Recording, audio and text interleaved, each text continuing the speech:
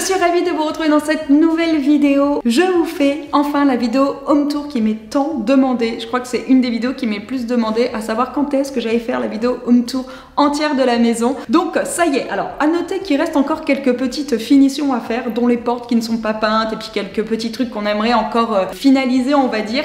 Mais je crois qu'on arrive quand même au bout des travaux de la maison, bien que l'extérieur reste encore à terminer. Vous l'avez vu sur Instagram il y a quelques semaines, on a fait installer la clim Etherea de Panasonic avec la technologie Nanoe X. Nous sommes exposés Est. L'été dernier, au moment du déménagement et de l'aménagement du coup dans cette maison, je vous en avais parlé notamment sur YouTube et sur Insta, mais du matin jusqu'à à peu près 14 h, on avait jusqu'à 45-47 degrés, je crois, au plus haut qu'on est monté. Enfin, c'était juste l'enfer. Donc, on a eu quand même des jours de grosse chaleur, voire même de canicule. Donc, on s'est dit que si le soleil finissait par arriver, qu'on allait quand même bien kiffer de l'avoir, d'autant plus qu'en plus, bah, vous le savez, on a des chats aussi qui vivent à la maison. Donc, quand on n'est pas là, on s'est dit que ça allait aussi être cool pour les animaux. Pour répondre à vos questions sur l'installation, parce que j'avais filmé un petit peu l'installation sur Insta, et vous avez été plein à me demander si au moment de la construction, on avait prévu en fin de compte le passage des gammes pour la clim. Alors non, pas du tout. Donc à noter que vous pouvez tout à fait installer une clim même si vous n'avez pas prévu en amont l'installation de la clim par le fait. Donc vous pouvez le faire dans une maison neuve même si c'est pas prévu, ou dans une maison en réno sans souci. Nous les installateurs ont vraiment bien géré, car franchement c'est super propre, on ne voit aucune gaine, et moi j'avoue c'est vraiment ce qui me faisait peur, parce qu'on voulait que la maison reste jolie, on voulait pas qu'il y ait de gaine apparente. Et nous on a l'étage au-dessus de la chambre des filles, donc on a un plancher, donc on n'a pas du tout de comble, et j'avais peur justement qu'il y ait les gaines apparentes. Pour le coup, on ne voit absolument rien, donc ça c'est plutôt cool. Et pour faire simple, ils ont passé les gaines tout d'abord dans le bureau, donc ils ont traversé le mur, pour ensuite faire remonter la gaine dans les combles, mais qui se trouvent dans le bureau, puis ils l'ont fait filer pour aller jusque dans le garage. Donc l'installation est absolument transparente, on va dire, on voit que dalle. Donc la clim Etherea de Panasonic est réversible, donc elle fait aussi bien du chaud que du froid. Donc je sais pas si un jour on a un problème avec notre plancher chauffant, on aura toujours un petit point de chauffage. Et surtout elle a la particularité, c'est ce que je vous disais, d'avoir la technologie Nanoe X, qui est une technologie propre à Panasonic. Et franchement, quand la personne de Panasonic m'en a parlé, j'ai trouvé ça juste dingue. Franchement, je trouve ça assez fou. Alors, je ne suis absolument pas une professionnelle de Panasonic, mais pour faire simple, le Nanoe X améliore la qualité de l'air, donc de la maison dans laquelle vous vivez, en envoyant dans l'air justement des radicaux hydroxyles. Donc, si vous voulez en savoir plus sur ces fameux radicaux hydroxyles, je vous mets un lien en barre d'infos, vous pouvez aller checker. Du coup, grâce à ça, le Nanoe X permet de désodoriser la pièce, d'inhiber au moins 5 types de polluants comme certains virus, bactéries, ou encore moisissures, allergènes, pollen. Et truc de fou, il hydrate la peau et les cheveux. Alors Morgane, sur les cheveux il l'a pas testé, hein, il faut le dire. Non, je rigole, je vais pas mettre ça. Personnellement, nous, elle est installée depuis 15 jours maintenant, donc c'est assez court pour vous faire un retour sur l'hydratation de la peau et des cheveux. Mais néanmoins, on l'a testé sur le fait qu'elle désodorise les pièces. On a fait une soirée plancha la dernière fois. Alors, chose trop bête, c'est que j'avais pas mis de poisson ce soir-là, mais on avait quand même de la viande que j'avais marinée, donc c'était de la viande assez épicée. Et franchement, ça a marché. Alors, on ne savait pas si c'était nous qui étions en train d'halluciner. On a mis l'option Nanoe X à, je sais plus, on a dû le mettre à peu près 10 minutes ou un quart d'heure avant qu'on se mette à table. On l'a laissé tout le temps du repas. On l'a laissé le temps du dessert, donc jusqu'à 20 minutes après que la plancha soit terminée. Et franchement, ça a marché. Enfin, il n'y avait vraiment pas d'odeur dans la maison, donc c'est ce que je vous disais, on ne savait pas trop si on hallucinait, si la plancha avait vraiment de l'odeur ce jour-là. Et en plus de ça, ce qui est cool, c'est ce que je vous disais, c'est que ça marche sur certains allergènes. Moi, vous le savez, Laura est allergique aux acariens, et c'est pour ça qu'on n'a pas de tapis dans la maison. La question m'est souvent aussi demandée. Et la personne de chez Panasonic m'a dit, mais Aurélie, remets des tapis, tu vas voir à quel point ça fonctionne, notamment sur tous les allergènes, également le pollen. On habite face à un champ, et c'est vrai que avec le vent, des fois, on brasse quand même pas mal de choses. Et on se dit que peut-être que ça va pouvoir aider Laura notamment à se sentir mieux. Donc on fera des tests sur elle quand elle sera en période de crise. On mettra le Nano X et on verra si vraiment ça agit sur les allergies. Donc perso, je n'avais jamais entendu parler de cette technologie Nano X alors que Panasonic travaille dessus depuis quelques années maintenant. Et je trouve ça, je vous dis, assez ouf. D'autant plus que bon, maintenant je crois qu'on en parle assez de tous ces virus et tout. Il faut savoir que ça agit sur plein de virus, de microbes différents, notamment sur tout ce qu'on peut laisser sur les poignées de porte, sur les tissus, même les tissus assez serrés, sur les meubles, ça fonctionne absolument partout dans la maison. Et enfin, dernière petite chose hyper intéressante et vraiment cool, c'est que d'un point de vue utilisation, c'est hyper simple. Vous avez une application que moi j'ai téléchargée, donc c'est Comfort Cloud de Panasonic. Et pour la mettre en route, c'est pour vous dire, la télécommande est accrochée dans le couloir, je ne m'en sers jamais. Vous avez juste à sélectionner soit le chaud, soit le froid, soit le nanoé, ce que vous souhaitez mettre en marche et elle s'active automatiquement selon la chaleur à laquelle vous souhaitez la mettre. Donc c'est vraiment très simple, ça prend quelques secondes et en plus de ça, une fois qu'elle est en route, on va arrêter de parler pour voir si vous l'entendez, mais on n'entend absolument rien, elle est hyper silencieuse. Même quand elle est en marche speed, il y a une espèce de marche forcée comme ça que l'on peut programmer ou que l'on peut activer avant de rentrer chez soi, par exemple, qui va tourner pendant une demi-heure pour que la maison soit parfaitement fraîche. Elle reste plutôt silencieuse. Après, quand on la met sur un mode plutôt normal, on ne l'entend absolument pas.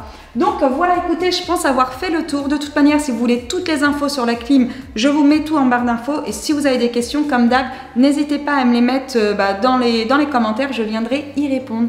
Donc maintenant, on y va, on fait ce petit home tour. Comme je vous le disais, on est sur une pièce, une grande pièce de vie. On a à peu près 60 mètres carrés, donc qui est exposé vraiment tout test. C'était vraiment un choix de notre part de ne pas l'exposer complètement au sud parce qu'on n'est pas des fous. Même si on est en Vendée et qu'il n'y a pas des énormes chaleurs comme dans le sud, on sait qu'on a quand même bien chaud ici l'été. Et en même temps, nous, ça va faire 1 an qu'on est dans la maison. Ça reste un espace qui est hyper lumineux.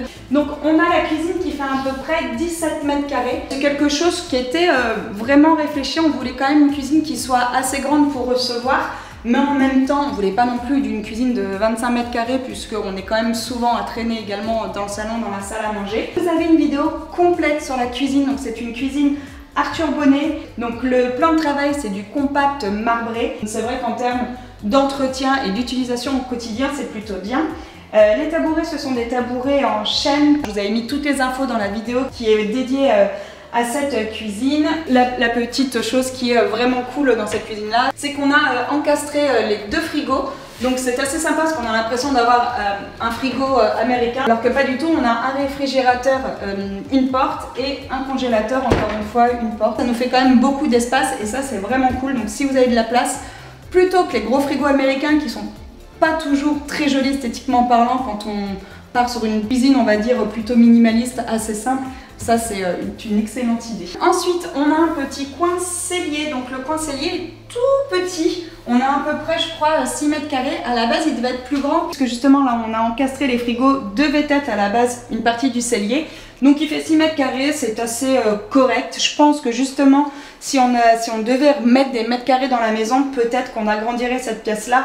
Au moins pour pouvoir étendre un étendoir à linge l'hiver. Il nous reste à finir justement cette partie-là. En fin de compte, on avait acheté des meubles et on s'est rendu compte qu'on allait sûrement fermer jusqu'au bout pour gagner de la place en termes de rangement. Et également une question qui m'a beaucoup été posée pendant le room tour de la cuisine, c'était à savoir où était bouilloire, grille-pain, même SodaStream en l'occurrence. Tout est dans l'arrière-cuisine. Alors ce sont pas forcément de l'électroménager dont on sert quotidiennement, donc c'est assez pratique en fin de compte que ce soit ici. La machine à laver est également là.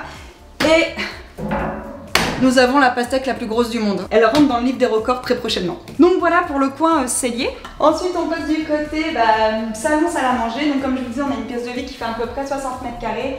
Donc il nous reste un peu plus de 40 mètres carrés pour ces 2 parties-là. Tout ce qui est mobilier, pareil, je vous avais fait une liste dans une précédente vidéo. Donc on a gardé du mobilier de l'ancienne maison, puis on en a rajouté notamment les chaises.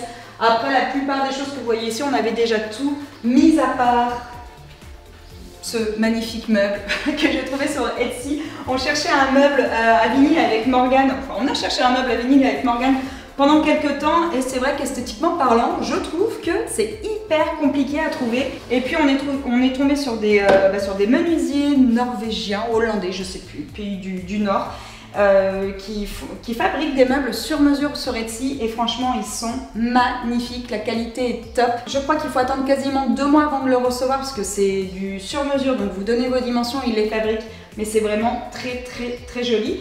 Pareil, une question qui m'est souvent demandée, la platine c'est une Audio Technica, c'est vraiment très bien, il me semble que c'est une marque anglaise. Ça marche très bien, c'est parfait. Et dans le salon, on a gardé nos anciens meubles. Donc là, c'est un canapé qui vient de chez, je ne sais plus, je vous le mettrai en barre d'infos. Là, c'est un canapé boho chic. Et on a une table qui vient de chez Made, pareil, rapport qualité-prix. Nous, ça fait quelques années qu'on les a et franchement, c'est plutôt top. Petite chose aussi qu'on a fait, nous, quand on a fait construire, alors vous avez une vidéo complète, justement, sur la création de ces étagères. On a fait des étagères encastrées, invisibles, avec une planche de chêne qu'on a achetée chez Leroy Merlin, il me semble. Donc ça coûte 3 fois rien, beaucoup moins cher que chez un menuisier et franchement, on bricole un peu, mais on n'est pas des gros bricoleurs. Avec un peu d'huile de coude, vous pouvez quand même faire des choses top. Donc ça, pareil, si vous êtes sur un projet de construction ou de réno, si vous voulez vous séparer, je sais pas, de vos vieilles bibliothèques ou si vous voulez quelque chose dans un style très épuré, pensez à faire des niches comme ça, demandez à vos maçons. Il y a toujours moyen, je pense, que ce soit dans la construction, encore plus dans la construction, mais même dans la réno, je pense qu'il y a moyen voilà, de créer ce genre de truc-là. Moi, je trouve qu'esthétiquement parlant, c'est très joli. On a une télé qui vient de chez LG et ça, pareil, c'est un meuble qu'on avait acheté sur un site qu'on avait fait sur mesure. On peut choisir le nombre de caissons, le nombre d'étagères, on peut y mettre des pieds et tout, c'est plutôt pas mal. Bon, on l'avait déjà dans l'ancienne maison et c'est vrai qu'avec le déménagement, le pauvre, il a pris un peu cher. Mais on le garde parce que, bon voilà, on le trouve cool. Ensuite, du coup, on passe de l'autre côté. La porte d'entrée est là, donc vous êtes entré par là. Et hop, quand on rentre, on a une pièce qui est ici. Donc là, c'est le bureau de la famille, hein, tout le monde le squatte, même si c'est moi qui suis le plus souvent. Mais les filles font aussi leurs devoirs ici. Parce que vous me demandez souvent où Maëlle et Laura font leurs devoirs, étant donné qu'elles n'ont pas de bureau dans leur chambre. Soit elles squattent la table à manger, soit elles le font avec moi, soit elles les font avec moi dans le bureau. Donc on a un bureau qui fait à peu près 9 mètres carrés, un peu plus de 9 mètres carrés. Donc on a choisi en fin de compte de lui donner quand même le nombre de mètres carrés suffisant, que ça puisse également servir de chambre. Moi je trouve que c'est, en termes de bureau en tout cas, je trouve que c'est plutôt correct. On a également fait un grand placard intégré là qui se trouve derrière les rideaux. Donc ça nous permet de ranger notamment tous les papiers de la famille. Là je sais que Laura et Maëlle, elles ont vidé leur sac d'école, elles ont tout foutu là-dedans, donc c'est plutôt pas mal. Et le bureau du coup il était exposé ouest. Donc l'après-midi clairement il fait assez chaud. Donc là on est en train de voir, on sait pas, logiquement on va installer des rideaux vénitiens. Mais j'aimerais... Vous le savez si vous me suivez depuis un petit moment, mais j'aimerais également changer la dispo, repeindre le mur en noir. Donc voilà, c'est possible que cette pièce-là change. En tout cas, chose à noter, quand vous faites construire, si vous faites des pièces en plus telles que les chambres d'amis ou des bureaux, essayez de prévoir, pareil, moi c'est vraiment un conseil que je vous donne, des rangements comme des placards intégrés. Je trouve que c'est hyper pratique. Et si vous pouvez rajouter 1 ou 2 mètres carrés pour faire en sorte que ça serve de chambre, si un jour vous revendez, c'est toujours mieux. Après je sais que souvent on est limité en termes de nombre de mètres carrés. Si vous pouvez à 1 mètre carré près, faites-le. Donc ensuite on va aller de l'autre côté. Là après on passe vraiment dans l'espace nuit. Donc nous quand on a fait construire à la base, on voulait pas, enfin en tout cas on voulait limiter le nombre de couloirs, mais il était primordial pour nous que le coin nuit et des enfants et d'une autre soit vraiment coupé des pièces de vie, donc de la cuisine et du salon, de la salle à manger. Donc on a quand même un grand couloir qui est ici, qui fait à peu près, je crois si je me trompe pas, entre 7 et 8 mètres carrés. Qu'on va finir d'aménager, donc on aimerait faire un grand placard ici pour pouvoir ranger notamment tout ce qui est manteau, éventuellement accessoires divers. Et ce fameux couloir là emmène aux chambres. Donc on a déjà une première petite pièce qui emmène aux toilettes. J'ai également fait une vidéo sur les toilettes. Les gens qui tombent sur cette vidéo, ils vont se dire elle a fait des vidéos pour tout. Oui, j'ai fait une vidéo aussi sur les toilettes parce qu'on se disait que même si c'était un coin dans lequel on ne vivait pas forcément, c'était quand même cool qu'il ait sa petite déco, et on a fait une vidéo sur les toilettes. Donc je vous mettrai toutes les vidéos déco de toute manière en barre d'infos. Donc on est équipé du Leroy Book. Après on a peint le bâti support jusqu'au plafond en noir, et je trouve que l'effet un petit peu niche comme ça est plutôt cool. Et ensuite, du coup, de l'autre côté, on rentre dans l'espace chambre. Donc ça, vous l'avez découvert il n'y a pas longtemps. Je vous refais faire un petit tour. Étant donné qu'il y en a quand même quelques-uns qui m'ont dit non mais attends, tu dis que tu as une chambre de 25 mètres carrés et tu nous parles de chambre minimaliste. Je vais vous le répéter, mais moi je trouve que le nombre de mètres carrés n'a rien à voir avec le fait d'être ou pas minimaliste. Moi je pense que le minimalisme ça peut s'adapter à tout le monde. Ce que je voulais surtout mettre en avant, c'est que les pièces ont vraiment été réfléchies au moment de la construction. Donc on a 25 mètres carrés, mais on a que, entre guillemets, 11 mètres carrés de pièces de nuit, on va dire. Après, on a à peu près 6 ou 7 mètres carrés de dressing qui sert également de couloir pour emmener à la salle de bain. Et on a une salle de bain de 6 mètres carrés. Donc, je vous refais faire un petit tour si vous n'aviez pas vu la totalité du coup de la pièce la dernière fois.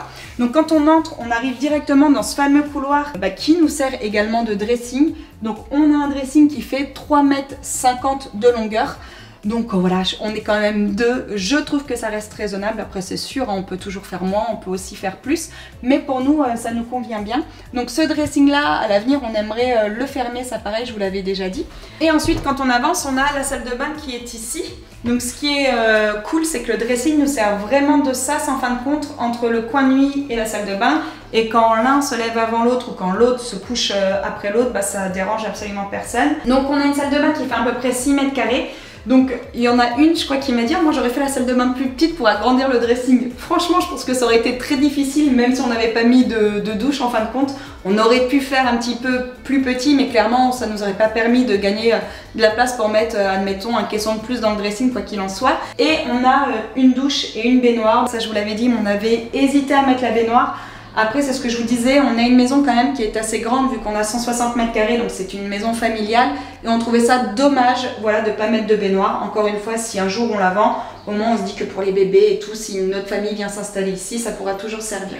Donc voilà pour le coin salle de bain. Et ensuite, du coup, on repasse par le dressing pour arriver dans la chambre. Donc la chambre, c'est ce que je vous disais, on a 11 mètres carrés, donc moi je trouve que c'est largement suffisant pour une chambre de parents, tout simplement, parce que si vous pouvez garder les mètres carrés pour les chambres des enfants, surtout quand ils grandissent au moment de l'adolescence, je trouve que c'est tellement cool pour les enfants qu'ils puissent avoir de grandes chambres quand on peut le faire.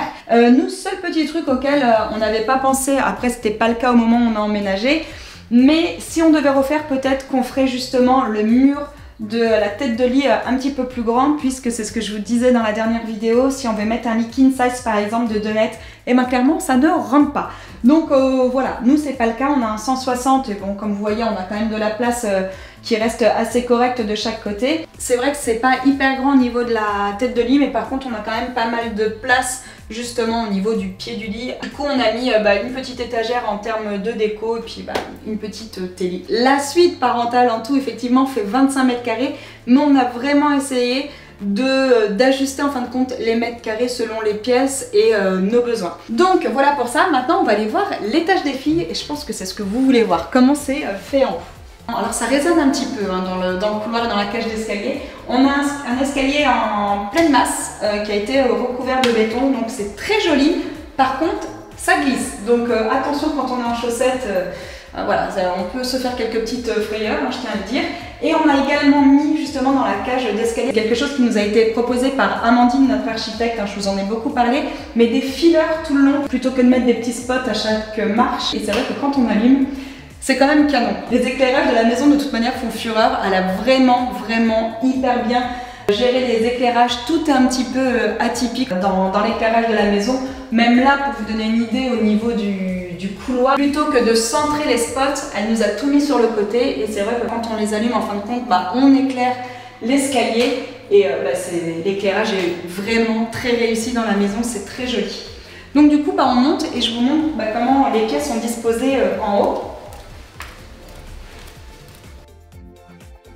Alors là on arrive dans un petit couloir, encore une fois c'est ce que je vous disais, mais on a vraiment essayé de minimiser les couloirs parce qu'on voulait garder de l'espace dans les chambres. Donc Amandine a vraiment encore une fois géré l'étage. Quand on lui a soumis le projet, on lui a dit écoute, dans l'idéal on aimerait avoir 4 chambres et un bureau, et on lui a dit si vraiment c'est trop compliqué, on met la chambre d'amis et le bureau ensemble avec un lit d'appoint, etc. Elle a tellement bien géré les mètres carrés qu'elle a réussi à tout faire rentrer dans la maison comme on le souhaitait, donc ça c'est plutôt cool. Donc quand on arrive, on a les 2 chambres des filles qui sont ici, donc on en a une à droite qui est Maëlle et Laura qui est à gauche. On a une petite chambre d'amis qui est là et la salle de bain des filles qui est ici. Donc dans un premier temps, je vous montre la salle de bain des filles que vous avez vue parce qu'on l'avait fait avec vous justement. Donc c'est une salle de bain pareil qui fait je crois à peu près 6 mètres carrés, un peu moins peut-être 5,5. Donc elles ont juste une grande douche. Par contre on leur a mis un point toilette qui est le point toilette forcément de l'étage. Elles ont une vasque également. Alors ça pareil on m'a demandé mais elles sont deux, pourquoi il n'y a pas deux vasques? Comme la salle de bain n'était pas très grande, on a préféré privilégier justement un plan de toilette vide pour qu'elles puissent notamment poser leurs affaires, leurs accessoires, le maquillage, voilà, si besoin. Elles ne se maquillent pas encore, mais dans l'idée, voilà, elles vont grandir. On trouvait ça cool qu'elles puissent être deux à cet endroit-là, mais avoir deux postes, on va dire, différents. D'ailleurs, je pense que le téléphone de Maëlle est encore connecté parce que ça clignote. Donc, petite chose aussi que je peux vous conseiller si vous êtes dans un projet de construction et qui est plutôt top en termes de rangement, c'est qu'on a fait une double niche. Donc les filles elles ont une niche pour poser les savons dans la douche et on en a fait une au niveau voilà, du lavabo pour qu'elles puissent poser leurs accessoires. Quand on a des petits espaces, ça fait des rangements supplémentaires et ça c'est plutôt cool. On est sur quelque chose encore une fois de très simple, donc si vous voulez voir l'avant et après de la salle de bain, pareil je vous mets la vidéo en barre d'infos. Ensuite je vous montre la petite chambre d'amis qui n'est absolument pas finie. Je crois que je vous l'avais dit pareil à plusieurs reprises que c'était la pièce qui nous restait à faire. Donc on est sur une chambre qui fait je crois 9 mètres carrés et demi. Donc on a fait le minimum parce que ça peut servir de chambre d'appoint, mais ça peut aussi servir de chambre de bébé admettons. Et ça reste correct d'un point de vue aménagement. Donc nous pour l'instant c'est la pièce qui est vraiment pas finie. On a acheté la tringle, il faut qu'on la mette, il y a la suspension qui est là. Donc ce sera une des pièces qu'il faudra qu'on finisse ces prochaines semaines, voire ces prochains mois. Et ensuite, pour terminer, donc vous le savez, ce sont des chambres qui sont totalement identiques d'un point de vue aménagement. Donc c'était un choix vraiment des filles d'avoir à peu près la même chambre. Après on a fait des décos qui sont complètement différentes. Donc la première c'est la chambre de Maëlle, pareil il y a une vidéo complète sur l'aménagement de sa chambre. On est sur des chambres qui font quasiment 18 mètres carrés, donc quand je vous disais qu'on a préféré vraiment privilégier les chambres des filles en termes de mètres carrés, vous comprenez pourquoi, parce qu'elles ont vraiment pour le coup des grandes chambres. Donc ce qui est génial c'est que quand elles sont plusieurs, quand Maëlle invite ses copines, quand Laura invite les copines, c'est qu'elles peuvent toutes dormir au même endroit. Avant on mettait les matelas dans la salle à manger, enfin bon bref c'était vrai camping. Maintenant elles peuvent toutes être ici, je crois qu'elles peuvent dormir quasiment jusqu'à 8 dans chaque chambre. Donc c'est plutôt cool pour recevoir. Et en même temps ça leur permet voilà, de sortir des jouets si besoin. Donc elles ont de la place et comme je vous le disais, nous c'était vraiment réfléchi et on regrette pas du tout. Hein. Si? Non. Elle non plus. Non, et elle non plus. Au niveau du renfoncement, elles ont tout un coin dressing qui leur est dédié. Donc elles ont, pour elles toutes seules, je crois, 2,80 m d'aménagement dressing. Donc c'est plutôt cool. Nous, à dos, on a 3,50 m. Donc voilà, pour vous faire une idée, elles ont quand même de la place. Et du coup, je vous montre la chambre de Laura. La chambre de Laura, pareil, que vous connaissez si vous avez suivi les aménagements des chambres, avec un petit cookie qui dort. Il est enfermé dans sa chambre, lui. Il est trop bien, pépère. Donc pareil, en fait, elles ont vraiment les mêmes chambres. Après, comme vous le voyez, on a quand même fait des décos qui leur correspondaient à elles. Laura a également quasiment 18 mètres carrés de chambre avec tout un coin renfoncement dressing. Donc elle voulait dans sa chambre un coin canapé, petite table pour pouvoir recevoir. Et on lui a également installé la télé l'année dernière qu'elle a eue pour ses 14 ans. Et pour vous situer, les filles sont bien sûr exposées est, donc elles ont également la vue sur le champ. Et leur chambre, peu importe, moi je trouve au moment de la journée, là il est 17h30, leur chambre reste quand même super lumineuse. Donc elles ont quand même pas mal de lumière et de clarté tout au long de la journée malgré tout. Le seul petit bémol de l'étage en fin de compte c'est la salle de bain, puisque la salle de bain est exposée nord et du coup elle est très sombre en fin de compte, il n'y a pas beaucoup de luminosité. Après je vais quand même vous montrer, vous allez voir, vous allez vous dire elle est complètement folle.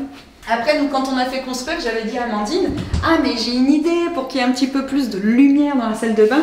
Tu nous fais une ouverture au-dessus des toilettes, on fait une grande fenêtre au-dessus des toilettes, comme ça donnera ouest. Et elle m'a dit, mais Aurélie, si tu fais une ouverture dans les toilettes, tu donnes dans la cage d'escalier.